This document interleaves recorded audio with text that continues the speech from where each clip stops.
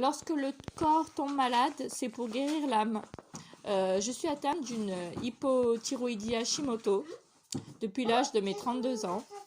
On m'a décelé cette maladie. C'est fêté le jour où on fête mon onomastique, le 25 mai. La forme d'un papillon. Qu'est-ce que ça signifie? Ça signifie que je n'ai jamais libéré la parole, que j'ai gardé tout pour moi et qu'à force de se taire, ça m'a rendu malade. C'est quand on ne s'exprime pas, c'est quand on garde tout au fond de soi et qu'après, ça bouffe. Alors, oui, sur les réseaux, je prends le temps de m'exprimer. Et si ça déplaît à certains, qu'ils passent leur chemin. Et si ça plaît à d'autres, abonnez-vous. Que dire? Il est bon de s'exprimer et il est bon d'être libre de s'exprimer. C'est comme les sujets d'actualité.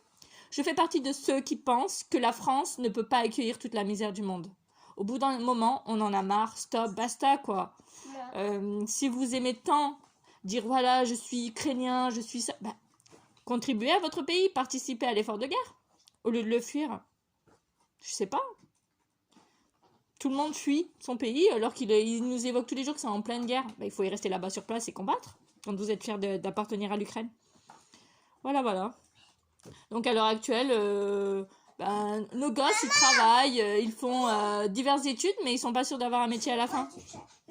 On valorise le SMIG, les bas salaires. On maintient les bas salaires et on crée des assistés. Voilà, on crée des assistés. Et dès que ces gens veulent sortir de l'assistanat, c'est assez compliqué pour eux s'ils ne sont pas entourés. Et c'est bien malheureux qu'on est arrivé là, alors que la France est un beau pays. Donc voilà. Oui, je fais partie de ceux, et je le redis encore. Non, la France ne peut pas accueillir toute la misère du monde. Au bout d'un moment, il faut s'arrêter, basta. C'est comme quand je pense aux enfants au foyer. Avec l'inflation, le budget alimentation a dû être réduit. Quand je pense que d'autres qui ont été là-bas à partir de 1999, ils mangeaient bien.